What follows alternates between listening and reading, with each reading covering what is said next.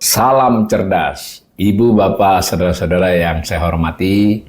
Sesi membacakan 1-2 berita disertai dengan sedikit komentar dari saya kali ini mengangkat topik soal biaya perjalanan dinas 2024 yang sudah dilewati. Nah, kemarin itu beberapa media besar itu menurunkan berita karena dari pihak Kementerian Keuangan ada rilis ya tentang bahwa penghematan perjalanan dinas di era Pak Prabowo berarti hanya dari akhir Oktober ya, November Desember itu berhasil menghemat anggaran sehingga membantu mengurangi defisit APBN 2024. Nah, sebelum kita bacakan berita itu, kita sedikit mundur. Kalau kita ketik di mesin pencarian biaya perjalanan dinas 2024. Nah, itu pada awal November itu keluar edaran Menteri Keuangan. Memang menindaklanjuti perintah Presiden Prabowo beberapa waktu sebelumnya ya. Tetapi namanya aturan anggaran itu, meskipun itu perintah presiden, tetap harus ditindaklanjuti dengan aturan-aturan teknis. Kalau nggak bisa dilaksanakan. Apalagi terkait dengan, ibaratnya itu dengan pernyataan sederhana, presiden minta, ayo berhemat dalam hal perjalanan dinas gitu. Jangan jalan-jalan keluar negeri tanpa tujuan, rapat tidak ada, tidak terlalu penting, ya, seperti itu. Nah, awal November keluar edaran ya. Nah, ini berita-berita bisa kita telusuri dari tanggal 15 November, 18 November, minggu kedua lah ya, setelah tanggal 7 kalau tidak salah suratnya itu. Dan cukup jelas pada waktu itu bahwa diminta dari waktu yang tersisa, berarti kan ya anggap aja terhitung dari 10 atau 11 November sampai akhir Desember ya, sebulan setengah lah efektif, karena tidak mungkin kan belanja masih tanggal 29-30 perjalanan dinas. Itu diminta 50% dari yang masih tersisa yang dianggarkan gitu. Nah, keluar aturan begitu. Nah, kita hari ini mendapatkan keterangan bahwa itu ternyata bermanfaat gitu loh, berhasil guna. Nah, antara lain Kontan menulis, tapi sumbernya nanti kita akan baca, sumbernya adalah keterangan pers dari pihak Kementerian Keuangan. Ini Kontan menurunkan berita anggaran perjalanan dinas dihemat, defisit APBN 2024 bisa ditekan ke 2,29% dari PDB. Nah, kemudian CNN Indonesia juga memuat judul yang mirip, APBN berhasil dihemat 3,6 triliun usai biaya perjalanan dinas dipangkas. Tapi di judulnya CNN tidak langsung mengatakan soal defisit APBN ya. Nah, antara juga menulis Kemenkyu, Kementerian Keuangan ya, bukan menterinya itu nanti. Negara hemat 3,6 triliun dari pemangkasan perjalanan dinas. Ingat loh, 3,6 triliun ya. Dan seterusnya banyak lagi. Mari kita baca dulu yang Kontan ya.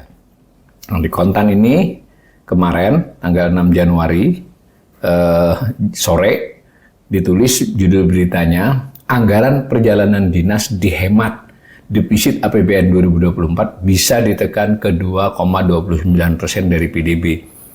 Ini sudut pandangnya jurnalis Kontan ya. Nanti kita baca apa judulnya tepat, bahwa anggaran perjalanan dinas dihematnya benar, tapi bisa nggak langsung dihubungkan dengan defisit yang 2,29% dari PDB. Kita lihat, kita baca dulu baru kita komentari ya.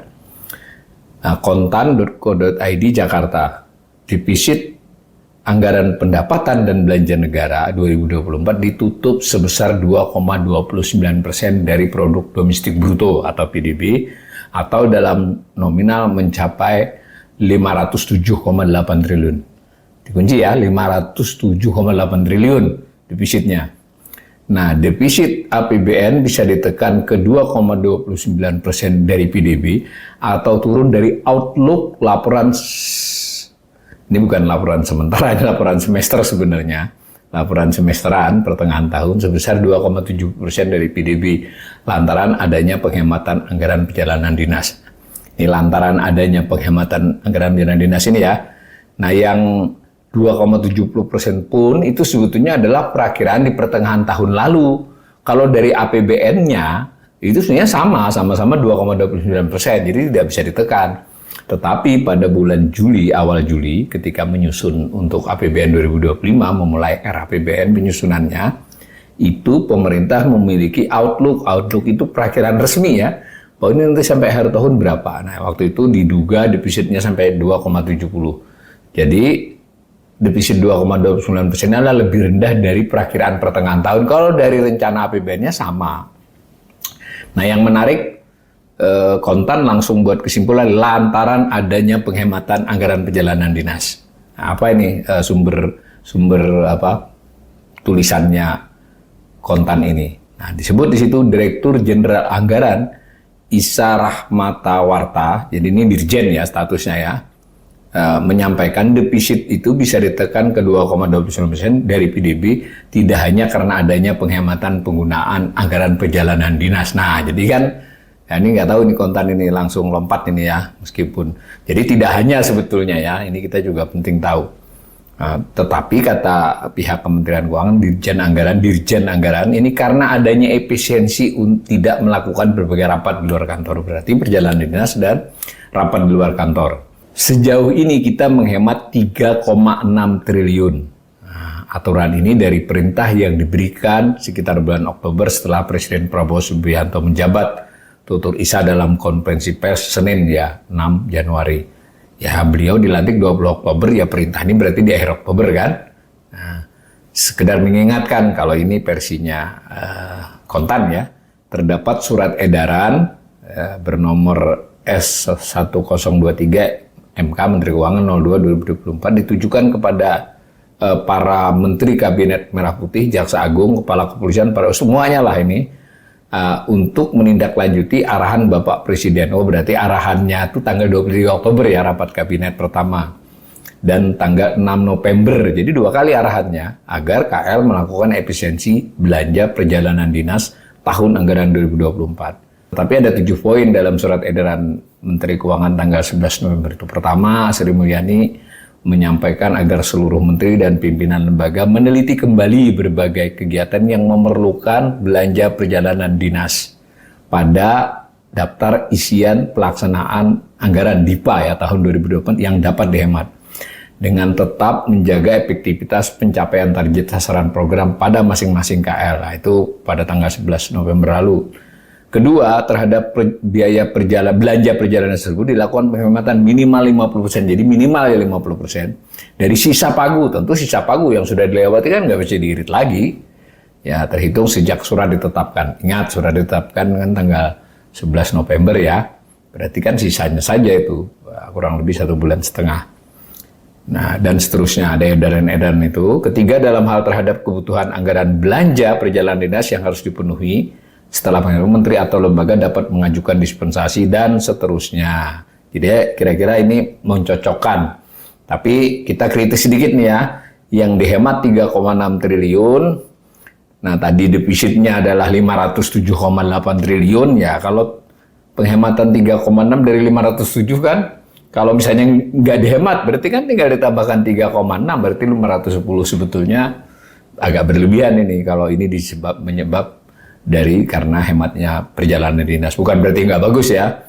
Apalagi tadi sudah dikatakan oleh pihak Kemenq bahwa ini juga ada soal rapat. Nah ini kan tidak dijelaskan ini 3,6 triliun ini hanya rapat saja atau rapat dan perjalanan dinas dan rapat.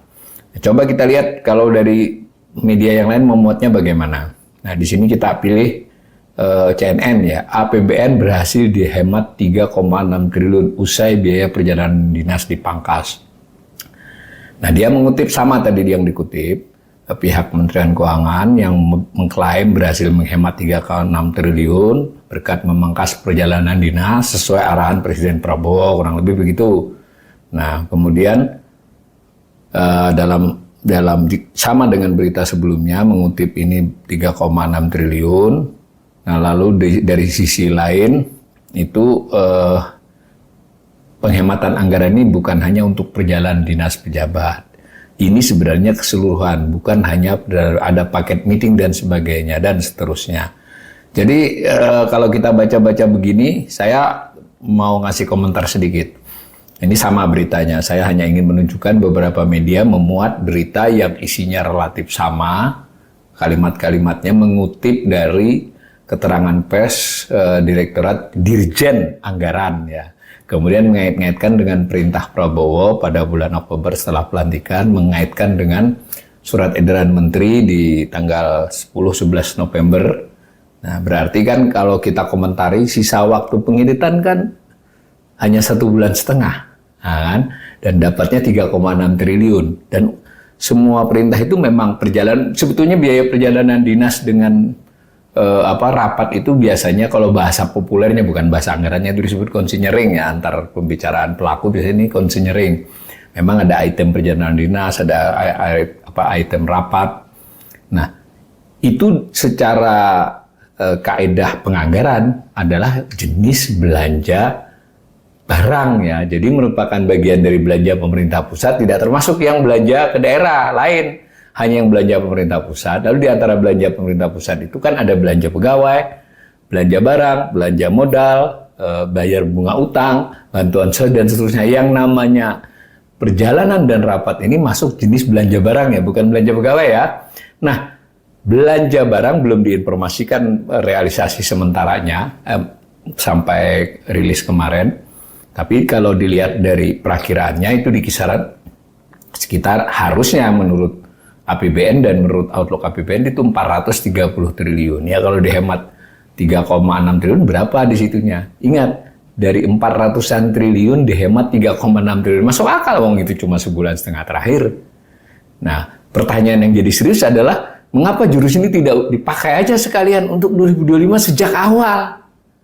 Karena anggaran yang 2025 belanja barang itu lebih gede lagi, mencapai 486 triliun. Tentu tidak semuanya perjalanan dinas dan meeting ya, karena barang itu ya barang, perbaikan, sebagainya. Pokoknya yang belanja barang dan jasa habis setahun gitu, itu belanja barang namanya. Ya anggap aja dari 485-an itu sekitar 15-20%-nya adalah perjalanan dinas dan rapat-rapat ya. Berarti 20 kali 45 ya ada sekitar 90 triliun. Kalau mau dihemat, ya misalnya separohnya berarti kan 45 triliun. Tapi kita belum lihat nih, sampai sekarang belum ada surat edaran. Jadi saya kira ini kritik kepada pemerintah, kritik dengan maksud membangun ya. Jadi narasi-narasi seolah-olah sudah berhemat itu dilakukan, itu dilebihkan 3,6 triliun dari 430-an triliun yang sudah dilewati. Nah, mengapa tidak bicara tentang yang ke depan, yang dianggarkan 485 itu dihemat atau belanja yang lain-lain? Begitu maksudnya kanal ini justru untuk menunjukkan toh pemerintah ternyata bisa. Dari sisi kita muji ya, ternyata bisa kan melakukan dalam 1,5 bulan. Mengapa tidak dilakukan untuk 12 bulan ke depan, mumpung masih awal Januari? Terima kasih.